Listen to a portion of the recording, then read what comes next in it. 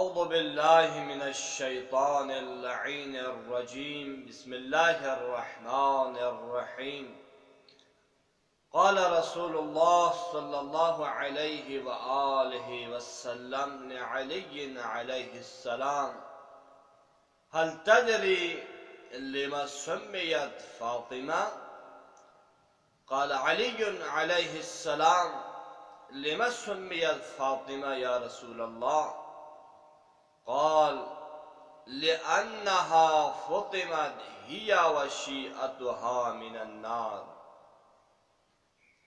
ناظرین گرامی، سب سے پہلے آپ تمام عزیزوں کی خدمت میں ایام فاطمیہ کے حوالے سے تسلیت و تعزیت عرض کرتا ہوں۔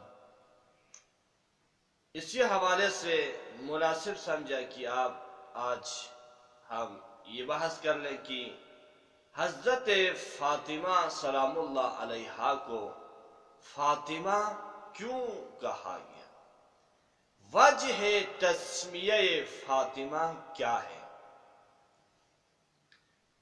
تو چنانچہ ایک دن پیغمبر گرامی اسلام امیر المؤمنین سے پوچھتے ہیں: ہل تدری لما سمیت فاطمہ؟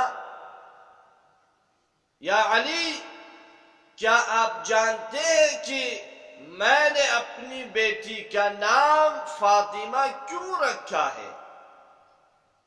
اس وقت امیر المؤمنین فرماتے ہیں: لما سمیت فاطمہ یا رسول اللہ، آپ ہی بتا دیجئے کہ آپ نے فاطمہ کا نام فاطمہ کیوں رکھا؟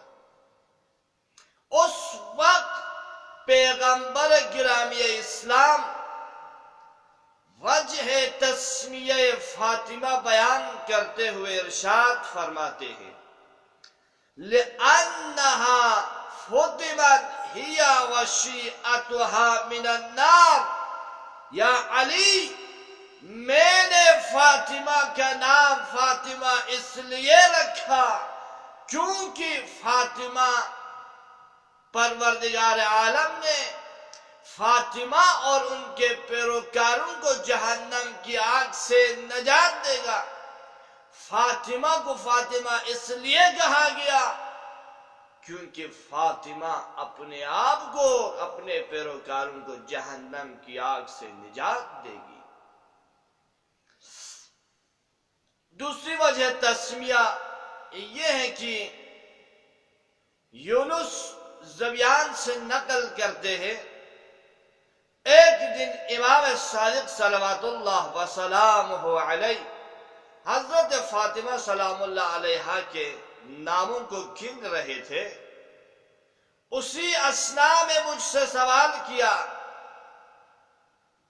یا یونس، هل تدری ای شیء تفسیر فاطمہ؟ اے یونس، کیا تم جانتے ہو فاطمہ کی تفسیر کیا ہے؟ اس وقت یونس کہتے ہیں: قلت، میں نے کہا: اخبرنی یا سیدی، اے میرے سید و سردار، اے میرے آقا، اے فرزند رسول، آپ ہی بتا دیجئے۔ اس وقت صادق آل محمد فاطمہ کی تفسیر بیان کرتے ہوئے فرماتے ہیں: فاطمہ کو فاطمہ اس لیے کہا گیا لِأَنَّهَا فُطِمَتْ مِنَ الشَّرِّ۔ فاطمہ کو فاطمہ اس لیے کہا گیا کیونکہ فاطمہ کو تمام برائیوں سے دور رکھا گیا، تمام نجاستوں سے، پلیدیوں سے، کثافتوں سے فاطمہ کو دور رکھا گیا، اس وجہ سے فاطمہ کہا گیا۔ وآخر دعوانا الحمدللہ رب العالمین۔